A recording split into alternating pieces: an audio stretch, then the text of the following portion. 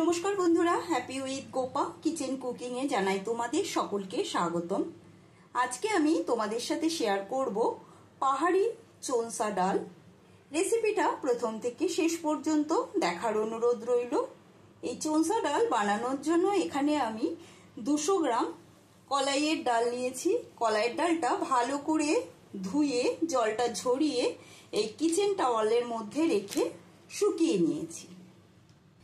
গ্যাসে একটা কড়াই বসিয়েছি, কড়াইটা গরম হয়ে গেছে। এবারে প্রথমে আমি করব এই শুকিয়ে নেওয়া ডালটা কড়াইয়ের মধ্যে দিয়ে একটু শুকনো ভেজে নেব। একটু ভালো করে ভেজে নিতে হবে। গ্যাসের স্টিমটা লো টু মিডিয়ামে রেখে 5 মিনিট ধরে আমি ডালটা ভেজে নেব। লো টু মিডিয়াম স্টিমে ডালটা 5 মিনিট ধরে ভাজা হয়ে গেছে। হাই স্টিমে ডালটা কখনোই ভাজবে না, তাহলে ডালটা পুড়ে যাওয়ার চান্স থাকবে। এখন এই ডালটা আমি নামিয়ে নেব, নামিয়ে ঠান্ডা করে নেব। এখানে একটা মিক্সার জার নিয়েছি। এই মিক্সার জারের মধ্যে দিয়ে দেব প্রথমে 1 মুঠো ধনে পাতা, দিয়ে দিচ্ছি কয়েকটা কারি পাতা,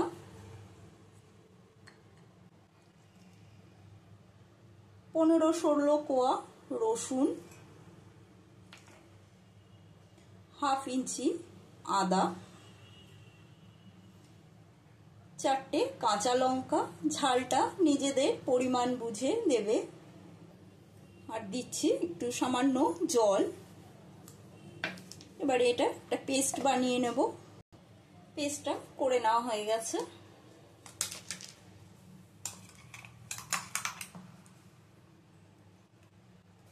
ভেজে নেওয়া ডালটা ঠান্ডা করে নিয়েছি। এবারে এই ডালটা মিক্সার গ্রাইন্ডারের মধ্যে দিয়ে দেব।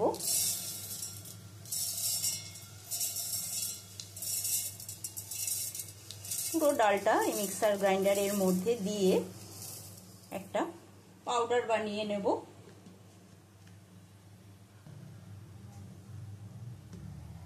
দেখো, পুরো মিহি পাউডার বানিয়ে নিয়েছি।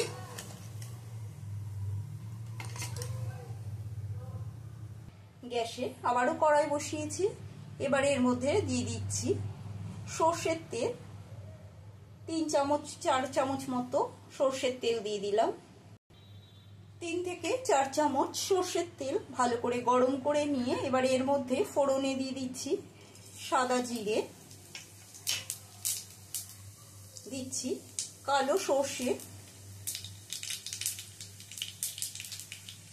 2টো শুকনো লঙ্কা, হিং। ফোড়নটা একটু নেড়ে চেড়ে নিচ্ছি। এবার এর মধ্যে দিয়ে দেব কিছুটা আদা কুচি আর 4-5 কোয়া রসুন কুচি।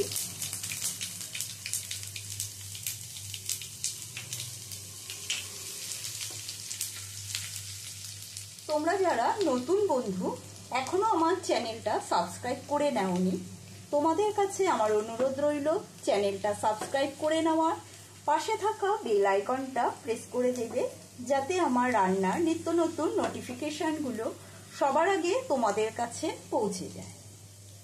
এবার এর মধ্যে দিয়ে দিচ্ছি ছোট সাইজের একটা পেঁয়াজ কুচিয়ে নিয়েছি। পেঁয়াজ কুচিটা দিয়ে দিলাম। পেঁয়াজ কুচিটা দিয়েও একটু নেড়ে ছেড়ে নিচ্ছি। এই ডালটা ভাত এবং রুটি দুটোর সাথে খুব ভালো লাগে। দারুণ সুস্বাদু এই ডালটা। এবারে দিয়ে দিচ্ছি একটা টমেটো, ছোট ছোট করে টুকরো করে কুচিয়ে নিয়েছি। টমেটো কুচিটাও দিয়ে দিলাম।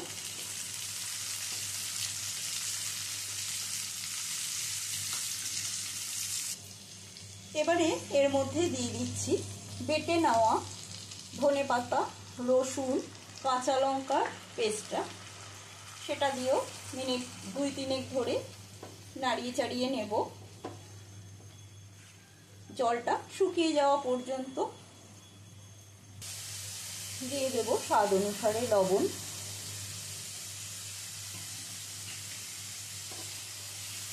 লবণটা দিয়ে একটু নেড়ে ছেড়ে নিলাম। এবারে এর মধ্যে আমি দিয়ে দেব গুঁড়ো করে নেওয়া ডালটা দিয়ে দিচ্ছি।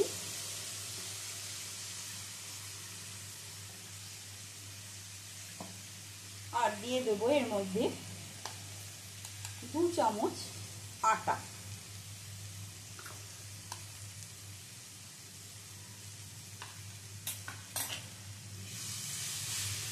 ভালো করে মিশিয়ে নেব।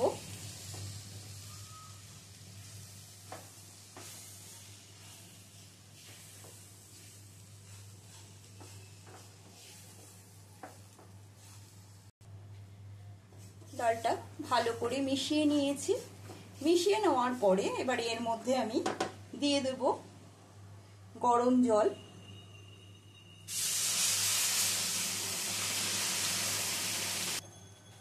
দু গ্লাস মতো গরম জল আমি এর মধ্যে দিয়ে দিলাম। তোমরা চাইলে ঠান্ডা জলও দিতে পারো, তবে গরম জলটা দিলে খেতে বেশ ভালো লাগে আর ডালটা ভালো তাড়াতাড়ি সেদ্ধ হয়ে যায়। দিয়ে দিচ্ছি সামান্য হলুদ গুঁড়ো।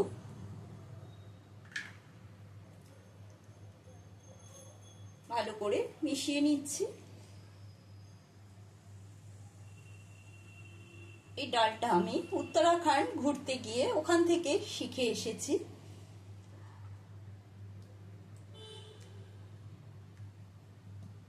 এবারে ঢাকা দিয়ে দিলাম। গ্যাসের স্টিমটা লোতে রেখে 5 মিনিটের জন্য। 5 মিনিট বাদে ঢাকাটা তুলে দিচ্ছি। ঢাকাটা তুলে নিয়ে একটু নেড়ে নেব।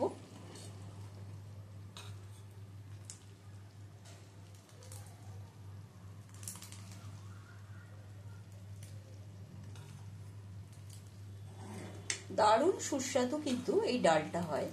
বাড়িতে তোমরা অতি অবশ্যই এটা বানিয়ে রুটি বা ভাতের সাথে সার্ভ করতে পারো। আবারও ঢাকাটা নামিয়ে নিচ্ছি। ওয়াও, খুব সুন্দর গন্ধ বেরিয়েছে। আবার একটু নেড়ে চেড়ে নিচ্ছি।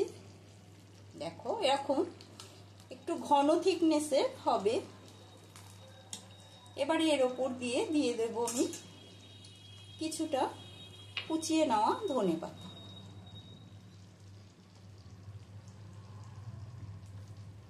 ধনেপাতাটা দিয়েও আবার একটু মিশিয়ে নিয়ে গ্যাসের স্টিমটা বন্ধ করে দিলাম। আজকের মতো পাহাড়ি চোনসা ডালের রেসিপিটা কমপ্লিট হলো। আশা করি রেসিপিটা তোমাদের সকলেরই ভালো লেগেছে। ভালো লাগলে লাইক দিয়ে দেবে, কমেন্ট করে অতি অবশ্যই জানাবে রেসিপিটা তোমাদের কেমন লাগলো। আমি এটা রুটির সাথে সার্ভ করেছি। তোমরা চাইলে ভাতের সাথেও সার্ভ করতে পারো। দারুণ টেস্টি হয় এই ডালটা। আজকের মতন এইটুকু। আবারও অন্য কোনো নতুন রেসিপি নিয়ে হাজির হব। সুস্থ থাকবে, ভালো থাকবে। ধন্যবাদ।